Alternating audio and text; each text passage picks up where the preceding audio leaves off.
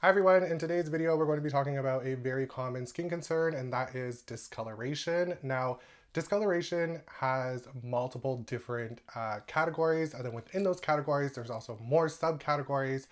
This video is going to be talking more about hyperpigmentation, but just to go over a few really quickly, there's hyperpigmentation, hypopigmentation, there's erythema, there's a bunch of different ones. So this video will be all about hyperpigmentation, and if you want a video about any other forms of discoloration, you can let me know down below. This video is also going to be really long, much like any of my other videos, so I'm just going to jump right into it as fast as possible. As mentioned, hyperpigmentation is a form of discoloration. There's hyperpigmentation, which is a excess production of melanin, and then there's also hypopigmentation, which is basically your skin doesn't produce that melanin, and you'll see the difference between the two. Hypopigmentation usually is lighter than the surrounding areas of the skin, and hyperpigmentation will be darker than the areas surrounding it. So brown or white is usually the two colors that you can differentiate which one it is. Sticking on with hyperpigmentation, you have melasma, you have post-inflammatory hyperpigmentation, which you may have seen people write PIH. That's post-inflammatory hyperpigmentation. There's also sunspots, which some people call liver spots. And then also freckles are a form of hyperpigmentation technically as well. And just so we're all clear, anybody can get hyperpigmentation. It doesn't matter what your skin tone is, whether you're fair or deeper, it doesn't matter, anyone can get it. However, it is a little bit more common to get it for a Fitzpatrick 4, 5, and 6. Those will be people who are a little bit more prone to hyperpigmentation. And moving on to the causes of hyperpigmentation, the number one cause is UV damage. Now, this is why you'll see everyone always saying, wear sunscreen, wear sunscreen, wear sunscreen. I know it's probably getting really annoying hearing me say it constantly, but if you are someone who doesn't wear sunscreen, you will eventually get some form of discoloration. You'll also age a little bit less gracefully, if you will. You may see more premature wrinkles at a younger age. You may see deeper wrinkles when you get to a particular age as well. So sunscreen is very important. You want to wear at least an SPF of 30 and wear that 365 days a year, whether it's inside or outside, rain, shine, does not matter. Just make sure that you're wearing a sunscreen of at least an SPF 30, and you are also applying the 2-finger rule. So you do 2 strips, and that will cover your whole face, your neck, the back of your neck, and your ears.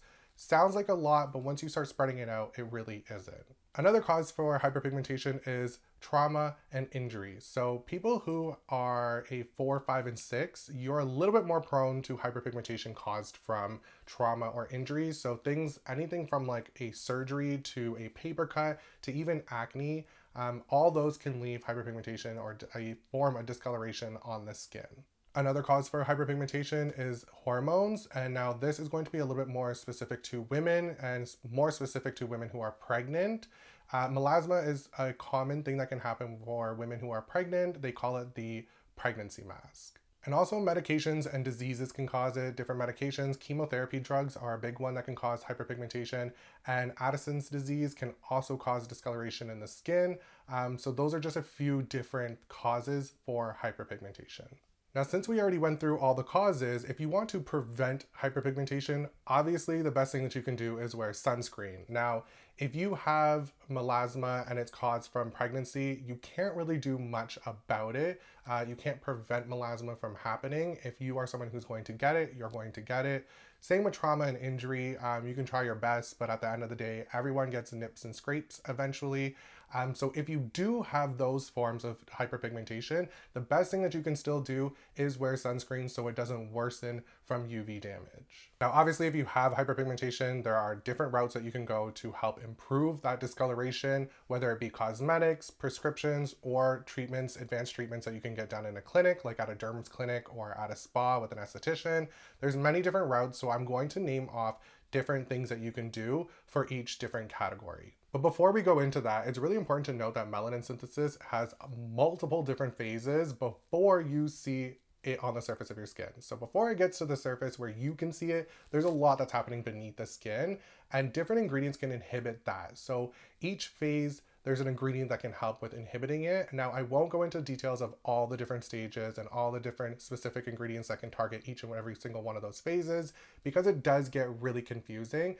But if you do want to see a little bit more of that, I will link something down below so you can see all the different phases, and then you can also see which ingredients target each phase. So it's really cool, but it can be really confusing. Let's start off with cosmetics first. There's lots of different ingredients that you can find at your local beauty store that can help with discoloration. I'm going to name just a few of them off, but there are tons of different ones. So I have my phone here. I'm just going to read off a bunch of different ones. So retinoids, kojic acid, resveratrol, ascorbic acid, alpha-arbutin, hydroquinone, azelaic acid, niacinamide, AHAs, salicylic acid. Like I said, this isn't all of them. There are multiple different ones. And then moving on to a prescription route, you again have retinoids. So a prescription retinoid like tretinoin, for example. There's also hydroquinone. So in different parts of the world, hydroquinone is only a prescription that you can get. In Canada, it's available only through prescription as well, so that is a good route that you can take. And then lastly, azelaic acid at like a 15 to 20%, specifically in Canada. I'm not sure about the rest of the world, but azelaic acid at 15 to 20% is going to be available through prescription as well. And then the last thing is advanced treatments. So things like chemical peels, things like laser, things like IPL, things like microneedling, all those can help. And I am going to do a video on chemical peels, the different depths, how they all work, all that kind of stuff in the future. And I also have a post on Instagram about the differences between laser, a true laser, and IPL, which I will link that down below as well in case you're interested on what the difference is between the two. And now moving on to product recommendations, I do have an entire blog post that has all my holy grail products for hyperpigmentation. I will link that down below. I'm not going to list all of them in this video, but I'll just name 3 of the ones that I personally love the most. And then you guys can look at the full blog post if you want to see multiple different options. The first product that I would recommend is the Peter Thomas Roth Pro Niacinamide Discoloration Treatment. If you follow me on Instagram, you know that I love this stuff. And the reason why I love it, although it is pricey, I feel like it is justified. It has alpha-arbutin, niacinamide, kojic acid, resveratrol, and also tranexamic acid. Now, all 5 of these ingredients can inhibit different phases of melanin synthesis. So remember earlier when I was saying of different ingredients can target different phases and inhibit it. This one can inhibit a bunch of different phases with those 5 ingredients. So that's why I feel like this is more justified. And I've also seen true amazing results with it. However, if it is outside of your current budget right now, no worries at all. The Inkyless alpha-arbutin is a great option as well. It doesn't have all the other ingredients in it, but it does have alpha-arbutin, which can definitely help with improving discoloration on the skin, specifically hyperpigmentation. And then lastly, I'm going to recommend a vitamin C serum, and technically I'm going to recommend 2 vitamin C serums. However, pick one and whichever one is inside of your budget. Now, the first one I'm going to start with is the SkinCeuticals Vitamin C Serum. Now, everyone I think knows about this one. It's a little bit pricey. However, the results that you see with that, I truly love, and I think it justifies the price. On the other hand, if you don't have that kind of budget, you can definitely go for the Timeless 20% ascorbic acid vitamin C serum.